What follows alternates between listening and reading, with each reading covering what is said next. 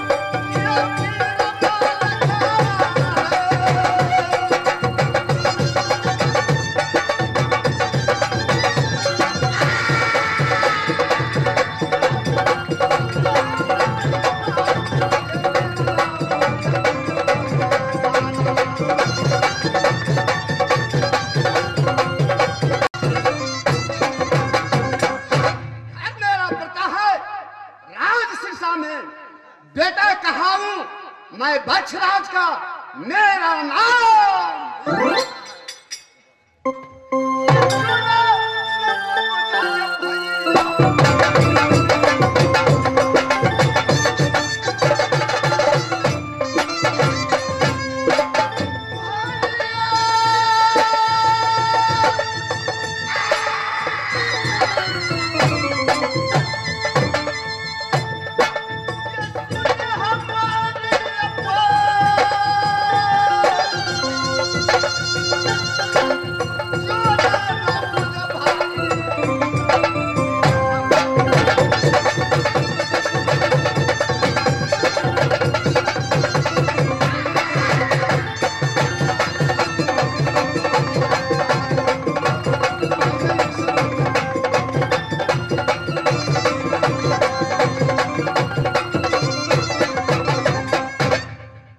समय मैं अपने बंगले पर बैठकर और चांद का वंशी मैं बनाऊंगा और इसके बाद और अपने काज और काज में लग जाऊंगा।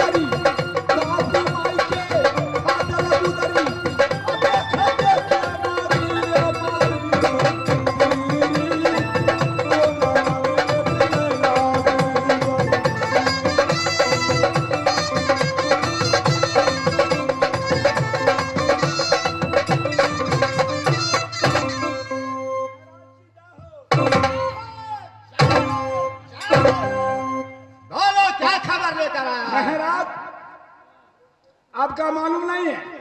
मेरा कुछ भी मालूम नहीं। ये पढ़ लीजिए। यह पत्र कहाँ का है? आप पढ़े लिखे नहीं है? ये राज कलिंगर का पत्र है महाराज। ठीक है, यह पत्र अलग अलग से नाम बांध गई, बीच में लिखा राम के नाम। अब तो सुन लो मलखा मेरी बात, यह शुभ दीपावली के समय में हर साल जुदा पैसा होता है,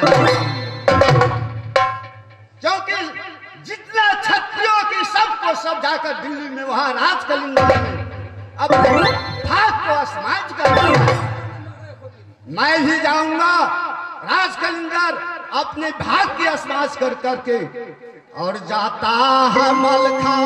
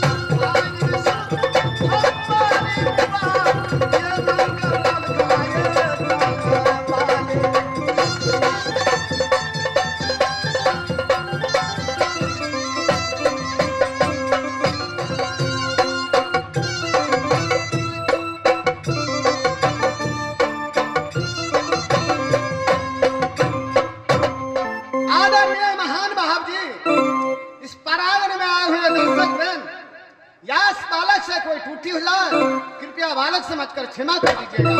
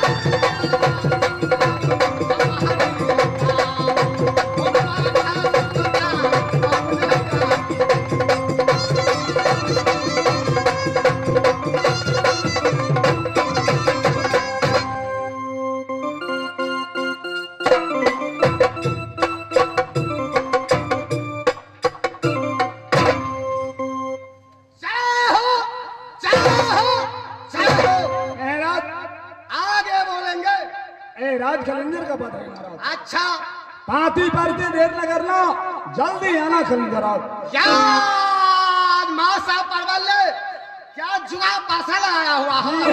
ठीक है आप चलिए मैं आ रहा हूँ। वो चलता ये सुनो जहाँ ये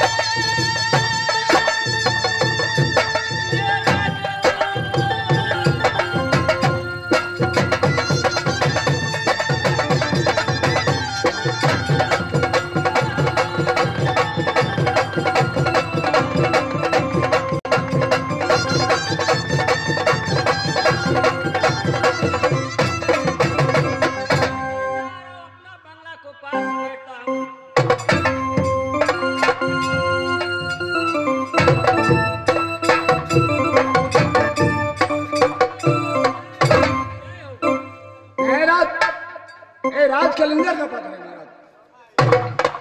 किसने भेजा है? मैं ऐसा परमालिक ने भेजा है। चलो बहुत याद किया है तो जना ही होगा। चलो